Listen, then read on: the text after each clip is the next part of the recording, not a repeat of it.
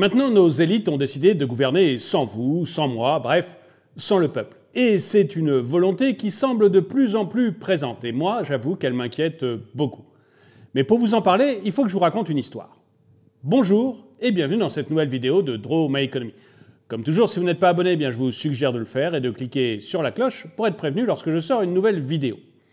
Aujourd'hui, je vais donc vous raconter l'histoire d'Elvira. Elvira Gauche, c'est évidemment un nom d'emprunt pour une femme qui travaille vraiment au top de la Commission européenne. Elle est très haute dans la hiérarchie. Et j'hésite toujours à parler d'Elvira parce que quand on était plus jeune, on est sortis ensemble. Ah, Elvira, elle embrassait comme ma mère. Mais bon, je ne suis pas là pour vous parler de ma vie sentimentale, mais bien d'Elvira. Elvira Gauche est une femme politique depuis très longtemps et elle avait jusqu'ici une carrière plutôt médiocre. Et puis elle est arrivée à la Commission européenne un peu par un concours de circonstances et surtout parce qu'elle était une femme, et elle a réussi comme ça à atteindre des sommets qui jusqu'ici étaient complètement inaccessibles pour elle. Ce qu'il y a, c'est que ça a beaucoup joué sur son caractère. Elle est devenue de plus en plus difficile à vivre, de plus en plus acariâtre, et prise par un complexe de toute puissance. Tenez, encore récemment, avec l'élection de Giorgia Meloni. Giorgia Meloni, vous en avez sûrement entendu parler, c'est cette femme plutôt à droite, voire à l'extrême droite, qui a été élue en Italie. Et quand elle a appris que Giorgia Meloni risquait d'être élue, Elvira Gauche, s'est tout de suite crispée. Et elle a bien dit aux journalistes que si le peuple votait mal, eh bien la Commission, et donc elle, avait les moyens de remettre l'Italie dans les rails. Mais cette déclaration, Elvira l'a probablement encore en travers de la gorge, parce que ça a sûrement plutôt aidé Giorgia Meloni. Beaucoup de gens en Europe commencent à s'apercevoir qu'Elvira en fait trop, et les peuples se raidissent un peu devant ce gouvernement qu'ils n'ont jamais élu.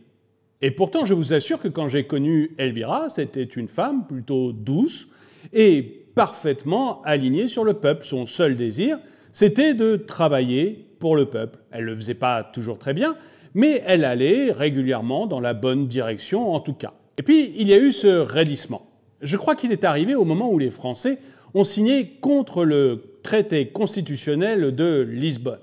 À ce moment-là, Elvira a compris que le peuple pouvait s'opposer aux élites.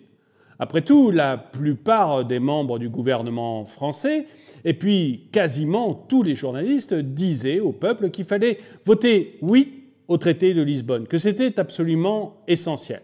Et puis le peuple, comme ça, en a décidé autrement. Et c'est ce jour-là que j'ai senti qu'Elvira se raidissait un peu.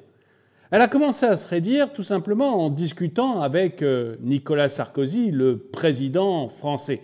Et c'est elle qui lui a dit que si le peuple ne voulait pas de ce traité, il suffisait de le faire adopter par l'élite. Et là, Sarkozy, du coup, a fait passer quasiment le même texte, mais non pas en le présentant en référendum au peuple, mais tout simplement en congrès, avec les députés et les sénateurs. Bref, entre soi. Entre gens de bonne compagnie et sans que le peuple ait son mot à dire. Et depuis, le malaise ne s'est jamais réellement dissipé. Entre Elvira et le peuple, il y a quelque chose qui ne va pas. Et d'ailleurs, à chaque nouvelle crise, le Brexit, le Covid, l'Ukraine, à chaque nouveau président ou chef du gouvernement nationaliste qui est élu dans un pays, Elvira n'a qu'une réponse, la fuite en avant. Un peu plus de contrôle et un peu plus de règles. En fait, à chaque fois, Elvira veut contrôler un peu plus les États qui composent l'Union européenne, que ce soit la Pologne, la Hongrie ou maintenant l'Italie.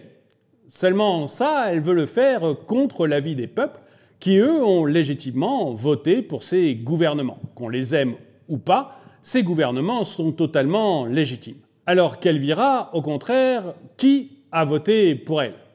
Pas grand monde. Bref, Elvira était absolument furieuse en apprenant que Giorgia Meloni avait gagné les élections en Italie. Elle était dans une rage folle. D'ailleurs, en quelques années, Elvira est devenue une teigne. Moi, je suis sûr qu'elle tue des rats avec les dents et qu'elle dévore ses rejetons.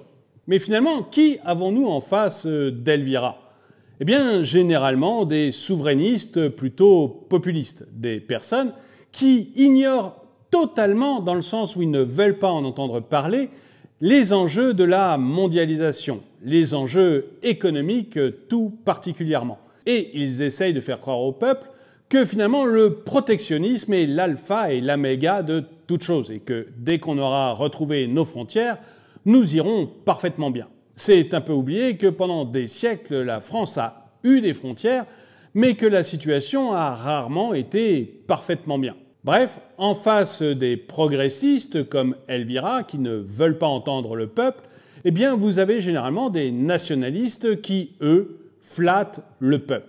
D'ailleurs, Elvira ne peut pas sentir les nationalistes. Femme au tempérament volcanique, elle a exprimé le désir de les écarteler membre par membre et de danser des danses sauvages sur leurs restes. Bref, entre Elvira et les nationalistes, ça ne se passe pas bien du tout. Et moi, je me demande s'il n'y a pas une troisième voie possible qui ne soit pas la voie de ces progressistes qui refusent d'écouter le peuple et qui sont complètement autistes, ou la voie des nationalistes qui choisissent le repli sur eux-mêmes. Voie qui, en plus, m'inquiète un peu parce que je ne suis pas du tout certain qu'une fois arrivés au pouvoir, ils fassent beaucoup mieux ou beaucoup plus attention au peuple que ne le font aujourd'hui les progressistes. Bref, je me demande quelle voie on pourrait trouver qui permettrait d'échapper à la fois aux nationalistes et aux progressistes. Et j'aimerais bien savoir ce que vous en pensez. Est-ce que vous êtes plutôt progressiste? Est-ce que vous êtes plutôt nationaliste? Ou est-ce que vous pensez qu'il y a une troisième voie? Et si c'est le cas, dites-moi laquelle.